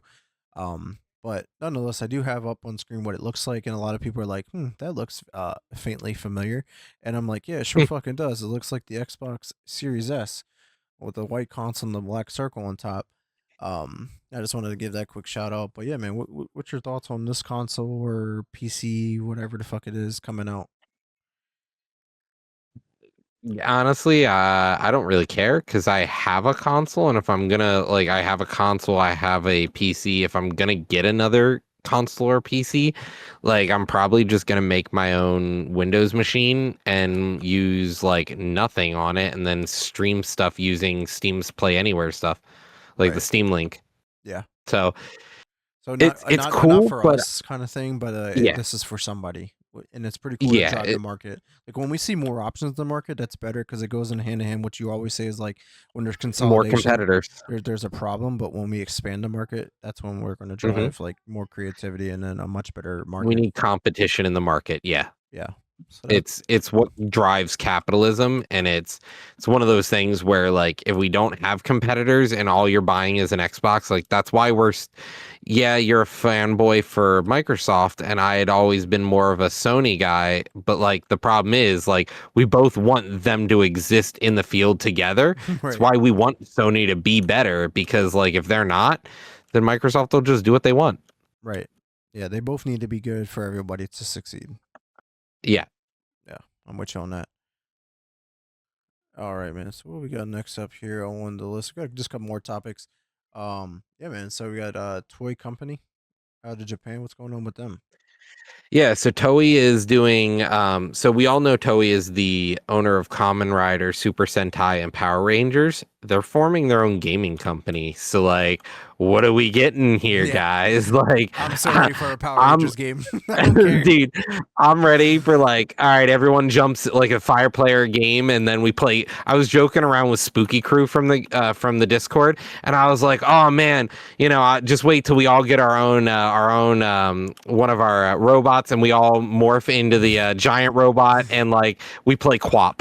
Yeah, I'm with it. Fuck yeah. Fucking QWOP on the old computer. I'm fucking with it, dude. Yeah, I saw this. I was like, hell yeah! I could just think about like some of like just the classic Power Ranger games and just like the arcade style games and like what they can do with like modern consoles and just the modern space Hmm. of gaming. And like Power Rangers have been like more of like on the uppity up, like more like they just had like I think they had like that movie come out recently and whatnot. And it's just like, yeah, I hate to say it, I don't really know much about the other ones like Kamen Rider or Super Sentai, but I'm sure those are two big brands as well. Yeah, they're older things that were, influences for Power Rangers, but they're their own stuff. So it's not like they're ripping off somebody else. Like Power Rangers before that, you had Kamen Rider, and no, it's really cool. It's really cool to see. Yeah, we'll see. All right, man. So we got some updates for Hell Divers too, man. Like, yeah, they've been looking into making some changes and updates to the game to just keep it refreshing and making players come back and continue wanting to play. I honestly haven't played it in a few weeks at this point.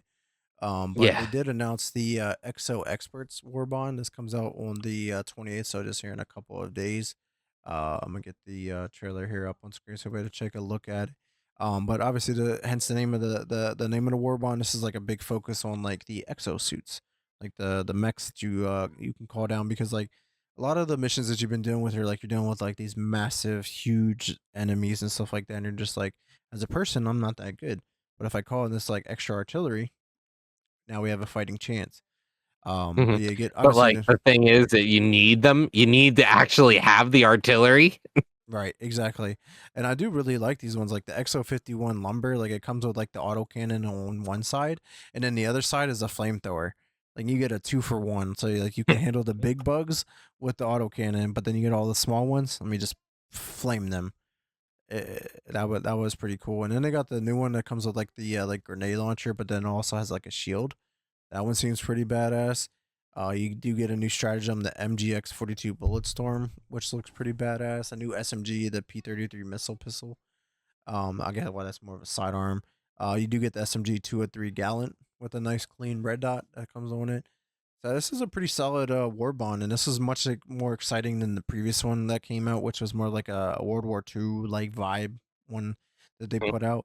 The trench, Um, the World War I trench warfare yeah, stuff. exactly. And I was like, yeah, I don't know, man. Not really feeling that one, but this one, I'm definitely feeling. But My man, I want a giant mech suit. That's all I'm saying. If I'm gonna play, I need to get myself a mech suit. Been waiting for one forever. yeah, yeah, They're I know. expensive. I know David has one. I think Al might have one, but yeah, I don't have one. You're looking to get one. But yeah, another quick update. The Superstore is getting an update removing item rotations, which I think this is absolutely huge, bro. Like this eliminates FOMO without a doubt.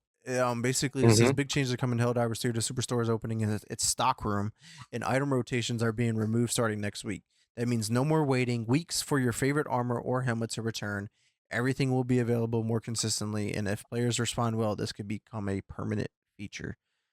This is huge. This could be revolutionary in the games industry. Like, there's a I lot of don't think stuff. so because there's a bunch of places that do this already. It's that FOMO piece that a lot of gaming companies are doing now to influence sales. Right. But to see them finally be on the right side of like getting rid of this FOMO bullshit is Mhm. awesome. Yeah, like I would love to see this in like Fortnite or Apex, like all these other big Hmm. games. Like there's skins that have come to Fortnite once and have never returned in like 1,000+ days or whatever it's been. So it's like, yeah, Hmm. get rid of that shit, bro. Just like allow people to buy. Like like I feel like people would spend more money if the stuff is If you readily can buy what you available. want. You're just like, Hmm. oh, I'm not buying anything until the skin comes there, and the skin doesn't come for like 4 years, and just like I spent $0 this entire 4 years, but I would have spent more money if my skin that I wanted initially is there, but then I want the next skin, like I don't know. Yep. That's the way of my thinking. But yeah, that There's that, but then there's the opposite side that's just like, well, I want a skin and the skin I want isn't here, so I'm just gonna get whatever skin is available, and that's what they do, and it sucks. yeah, That's the opposite side that blows. yeah, that's disgusting. So yeah, that's the first of many updates that Helldivers 2 wants to work on. They did highlight in a recent conversation that they want to enhance the like weapon upgrade system, like cuz when you level up your weapons now, it's like you unlock these attachments that do like next to nothing. But if they can get it Yeah. to the point where like they can get like the weapon attachments do things like Call of Duty does, for instance, that could be huge. They Hmm. are upgrading like the ship modules and the impacts that they're going to be doing. um just a bunch of different like tweaks to the systems that are in place. I think that's going to be Hmm. huge, like obviously driving this the meta game of the story of Helldivers to making good war bonds that keeps people around, but like your core features also have to evolve with time and Hmm. make it a little bit better, because right now they are very basic. Like you just hop in, you do a mission, hop out, and that's about it. Like there is not like it takes forever to get anything else like stratagems, the ship modules. Like if you're not collecting the samples and stuff like that, like they have to kind of like rework the system to make it a little bit better. Like there's too much tension in it. If you're a new player, there's a lot of things that you just can't do, and it's like, well, I want to go play these high level missions, but I just can't. Right, because I don't have anything, but I have to unlock them, and then not. Yeah, it's just Yeah. it's all bad. All right, man. Moving on to Ubisoft, man. We finally got the official announcement to a game that, in my opinion, is one of the worst ones, but not critically acclaimed. So everyone's entitled to their own opinion. But Assassin's Creed Black Flag is getting its official release called Assassin's Creed Black Flag Resynced, and this comes out right around the corner, man. It's literally coming out on July 9th, 2026. This is coming to PS5, Xbox, and the PC. I'll get Hmm. a trailer up on screen. This is an 8-minute trailer, so obviously we're gonna skim through it, talk over it a little bit and whatnot. But I think this is one of the Assassin's Creed that you actually got to play. Hold on, baby. Hmm. Yeah, I played a Um, lot of Assassin's Creed until Black Flag. I didn't yeah, play anything after it, but I thought Black Flag was fun. I just don't remember it anymore. It was kind of unmemorable at a certain point, yeah, which sucked. yeah. So yeah, hopefully this one with the resync, maybe I can hop back into it and actually enjoy this experience. I think what really turned me off with Black Flag was like the naval combat, which I think me and you had the conversation before. Like you actually enjoyed the naval combat experience, and I'm just like, to me that was the weakest point. Like I want to play Assassin's Hmm. Creed. Like I'm an assassin. I want to run on roofs. I want to assassinate people. I want to do these missions. I don't want to Hmm. be on a boat. Like I'm not a pirate. If I want to go play pirate, I'll go play Skull and Bones. But hence why we got Skull and Bones was because of Black Flag, because how successful of a game that was. People were like, we want more of this pirate kind of thing, and that's where And then we don't get it. yeah, that's where Skull and Bones really bloomed from. But nonetheless, it is pretty cool to see that Black Flag got its resync. remake, and they did announce that there is another Assassin's Creed remake in the works. They just didn't say which one, but it is one of the earlier games. I'm hoping that they start with one because, like, obviously, if four does successful and then they remake one and that is successful, they can continue to remake all the other ones. That'd be pretty Mhm. badass. Because I mean, that's when Assassin's Creed was actually really fucking good, and they could capitalize on a lot of money. I guarantee people would die to buy Assassin's Creed 1, 2, 3, Brotherhood, and obviously they're going to be getting four. Like, Mhm. but yeah, man, what's your thoughts on resync, Black Flag resynced, and then the future of the previous games getting remade as well? I don't know. I don't have an opinion right now on it. I played a little bit of Mirage, like as it supposed to be the spiritual successor to what once was uh Assassin's Creed. I don't know. It just feels like something was missing when they tried to do that one, and hopefully they keep Black Flag pretty similar to what it was. Yeah, yeah, I'm with you. Hopefully, it has like a little bit better, smoother like transitions and like Hmm. the parkour and stuff like that. Because like Yeah. that's where like Unity, which I know is like one of the worst Assassin's Creed, but it's actually like one of the best like animation style of the Assassin's Creed. Like the parkour, everything was just so smooth and fluid and stuff like that in the game where it felt really good. It's just overall the game was just really bad. Is where it gets its negative connotation, but it's like if Black Flag can have what Unity did at that point and kind of what Hmm. Shadows is doing right now, because Shadows is doing what it's probably the best feeling Assassin's Creed game has ever felt. But just like overall to me, it was like a rough story part of the game, but like feeling of the game, it felt really good. So hopefully they can do that in Black Flag Resynced and coming right around the corner, man. That's crazy. Yeah. All right. So next up we have NetEase here. So Nagashi Studios, the developer of Gang of Dragon, has deleted their YouTube page. So it sounds like the game's just unofficially canceled. Yeah, at this point. Yeah, apparently like NetEase like pulled most of their funding from the game as well, and I'm just like, oh shit, like what the fuck happened? Because like this is coming from like the ex developers behind the original the creator of the Yakuza franchise, which was super Yes. successful. The trailer that we did get it obviously was mostly CGI, but we did get some gameplay in it as well. It looked really fucking good. So it's just like not too often do we see a game, at least from the East, go through this. This is more of like a Western game problem, but yeah, man, Yeah. what's your thoughts on that? Well, NetEase is Chinese, so like it's Mhm. Chinese, right? Yeah, Yeah, so NetEase, they're more likely to pull stuff. Whereas like Japan, less likely to because Japan is more about passion, whereas China is following along the American model where gaming is a way of making a lot of money. And so I think it makes sense. yeah, We've seen other canceled projects come out of NetEase, Tencent, stuff like that. So yeah. it's the part of the East we're looking at. Unfortunately.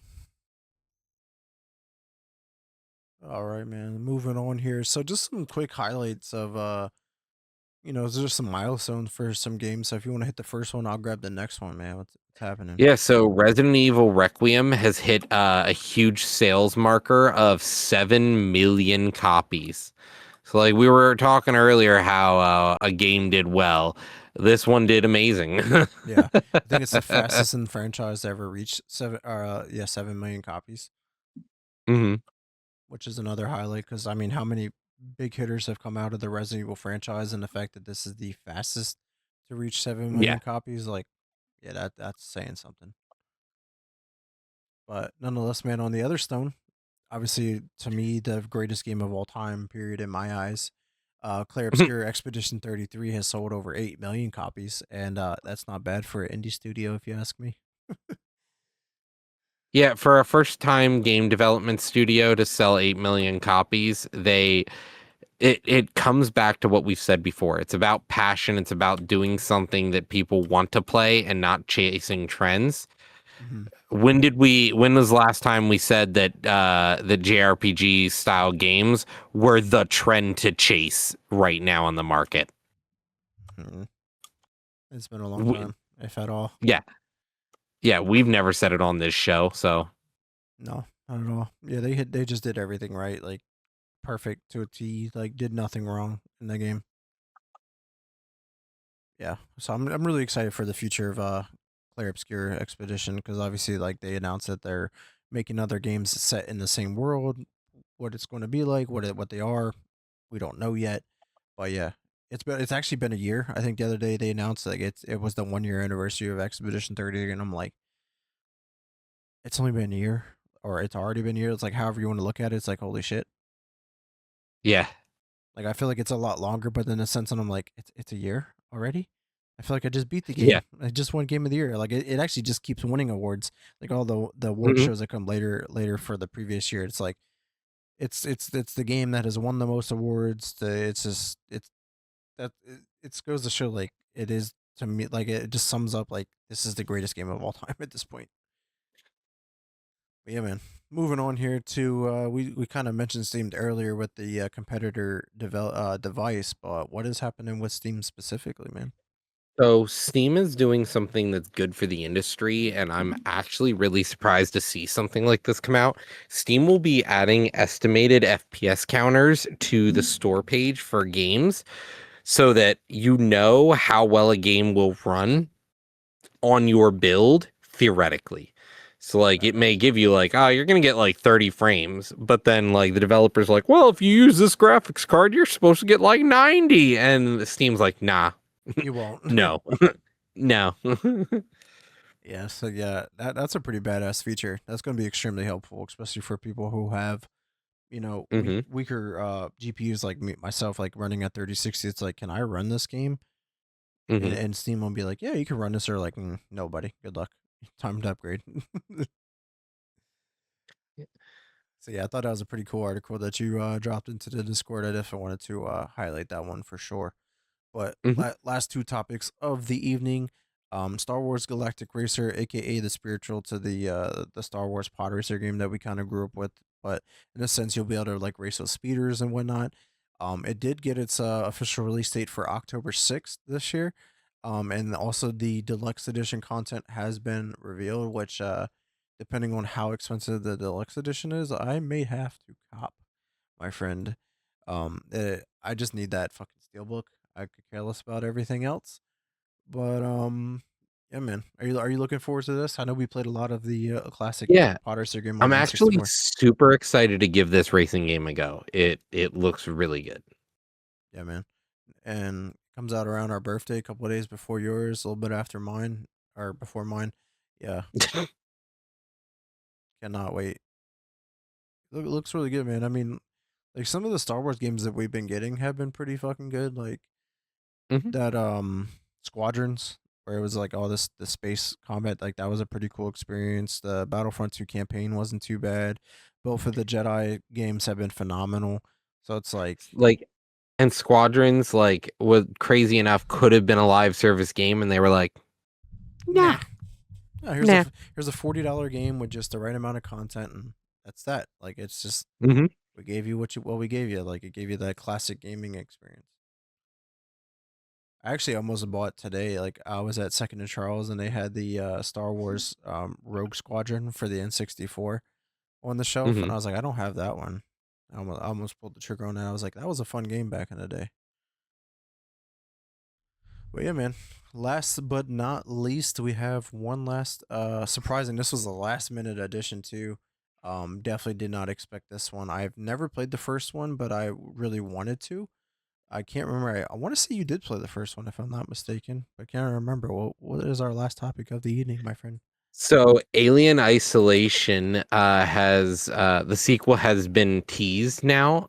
We should be getting something, but it was just a 26-second official sequel trailer, just a teaser trailer. Yeah, yeah, we Looks really definitely get cool. much. But yeah, man, did you play the original? Can't remember. I don't think I played Alien Isolation. No, this one I did not play. This is the one where you have to like hide from the alien, the single alien on the ship. Yeah, and like you have like this heartbeat scanner, so you can like know when he's like nearby and stuff like hmm that. Yeah, apparently like And it it was had really like good. it had design ways of like it would learn from you so that it could fight you after learning. Yeah, which was pretty fucking impressive. Yeah, man, I thought that was pretty exciting. Obviously, that was a huge game back, and I think it came out in 2014. I want to say right around that time. That is exactly right. And that game did extremely well. Never played it. I'm a huge Alien franchise fan, but yeah, man. Maybe with this being announced, like maybe I do pick this up on my Xbox and give it a go and get prepared for the sequel. But yeah, man. Any last comments or remarks on any of the gaming news this week before we No, close out thanks for this episode? joining us, guys. Yeah, man. We do want to thank everyone who came through and checked us out live today here on Twitch, and anyone who does check us out later on Spotify, Apple Podcasts, YouTube, or wherever you may be listening to us at, because there are a bunch of you guys checking us out. So we definitely appreciate this support. Make sure you do drop a review as well on any of the platforms. That'll make us more visible to more listeners and viewers as well. We would love for that, and for more people to come through and check us out live as well. We enjoy the conversation. Well, we do want to thank everyone again, but actually, before I do that, Roger, where can the community find you at, man? Almost rushed us off the Hey, show. man. No, that's A-okay. Wouldn't have been a big deal because you can just find me here at the Press Start Podcast or on Discord at the Lunacy Arts Gaming. Cool, man. You can check me out on Twitter at Mr. Never Chillin _. Facebook is Vic Brubacher for any questions, concerns, if you want to come on the show. And a game on Xbox and PlayStation. Xbox is X Never Space Chillin. PlayStation is Vibra24. And follow me on Twitch at twitch.tv / Mr. Never Chillin, where I do stream some gaming. I've been doing some Crimson Desert. Maybe I'll start streaming some Pragmata. And I also be streaming some rips, some cards, man. So Pokemon, football, baseball, basketball, the big stuff, and I'll be selling some cards on Collect, so make sure you check me out there. But yeah, man, we do want to check everyone out. And until next week, peace. See you guys.